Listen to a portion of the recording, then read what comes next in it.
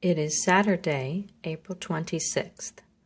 Our 13-day-old turtles all seem to be surviving. These are Eastern painted turtles who were born on a Sunday afternoon on the southern side of the house under a bush, and we discovered them as they started their journey to the pond, which we interrupted because my sense was that they were going to become raptor food or raccoon food rather than make it to the pond. Also, we've had 2 overnight freezes since then.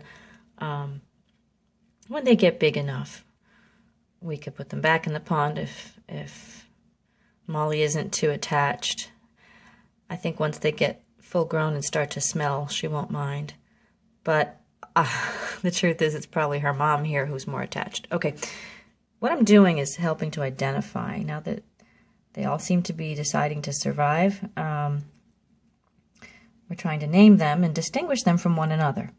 Who are we looking at here? Well, right now we're looking at a bunch of bloodworms. It's been feeding time, but I need to remove those because they've eaten all they want.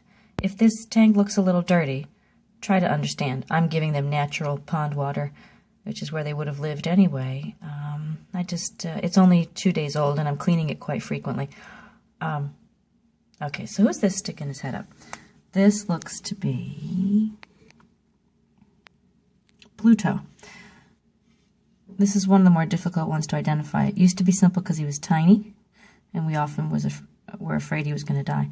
I don't mean to panic you. All right, I'm going to go away from you for now. We'll go back to Pluto's identifying markings later.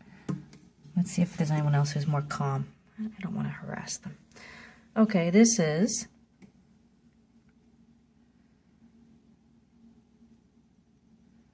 notice I'm waiting to see the head. This is apparently Neptune, who's always been the biggest. Again, nothing about Neptune is really noticeable in terms of his markings, and it's almost a process of elimination. He's turning out to be more ordinary in size, although still robust. I don't have anything to give you scale, but these guys were slightly smaller than a quarter when they were born. They're eating bloodworms. They ate almost nothing for the first week. I did get them some mosquito larvae from the woods, and since we didn't have a house full of mosquitoes, I guess they ate it. A week or so in, they started nibbling on the bloodworms, and now they eat them pretty readily. So the one who's always been kind of active and biggest would be Neptune, and that's Neptune. Let's see who's moving over here. This long edge of rock is usually a favorite spot of Socrates, and that's who we're looking at. This is Socrates, and I'll tell you how I know. On the very top of his head, you can zoom in there, Socrates has a dot, a yellow dot, right there in the center of the top of his head. Now you can't see it because of the light glare, but that's why he's easy to identify. Hello, I'll leave you alone now. And that would leave Sacagawea. Now I happen to know that's her through process of elimination, but she's also easy to identify because when it comes to the 4 yellow spots on the top of the head, in her case, the ones on the left side are connected by a little strip, a little isthmus of yellow connecting the 2 yellow dots on the left side of her head. Who's coming over? Neptune, maybe. So Sacagawea, I'm going to come down along the side. Oh, well, that's not very good. That's all glare.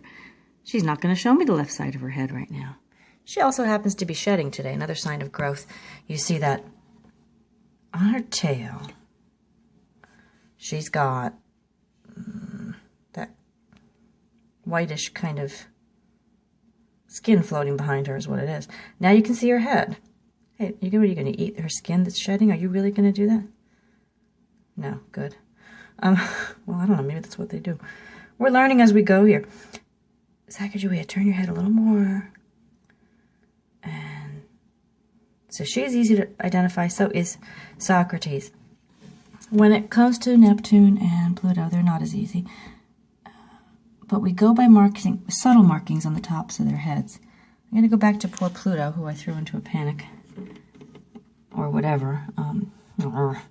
He does like... I do think that's Pluto because of the location. This particular turtle likes to be down between these rocks. The smallest one, and a protective measure, no doubt. On his head, the subtle lines that come back seem to make a sort of ace, shamrock, or heart shape as they come back from his nose. So there, you can kind of see it. I know the light glare makes it harder. Yeah, if you look back the other way, we could see it. So little Pluto had us worried. Didn't seem to eat anything, seemed to sleep most of the time, and sometimes get bullied even. But now that they've all found their favorite spots in the tank and they mind their own business for the most part, they don't seem to be aggressive against one another. He's really staring at me now. Look, I'm sorry, I'm just trying to see the top of your head. All right, so just to point it out, this is what we're going by. Hello. Between those 4 major yellow spots, there are some pale greenish-gray lines that go back from the front of the head and go back to the neck and make, more distinctive lines on the neck. In Pluto's case, it used to be just his size, but now that they're all growing a bit, we go by that kind of ace or heart-shaped line arrangement with the stem, the one line going forward. All right, that's Pluto. We'll leave him alone. And that means Pluto and Neptune are hanging out on this rock together. That guy's got to be Neptune. And it would have been more fun for you to see them eating, but sometimes they don't like to eat in front of me. So for now, I'm giving them a lot of room to just get settled in. It's only been, what, a week or two. All right, and maybe one last try at Sacagawea. If she moves, you can see, well, you can see both things. You can see her shedding, and you can kind of see those connected dots on the side of her head. Now, I'm saying he and she. I have no idea what their sexes are. And I guess I won't until they're full grown, at which point, apparently, from what I've read, females will be bigger than males. The females will be 6 or 7 inches. The males will be 4 or 5. And that's really terrible lighting, so you can't identify her. Everything's reflecting and glaring. All right. To be continued another time. Oh, there it is. That's her distinguishing mark. She's the only one whose dots connect in that way.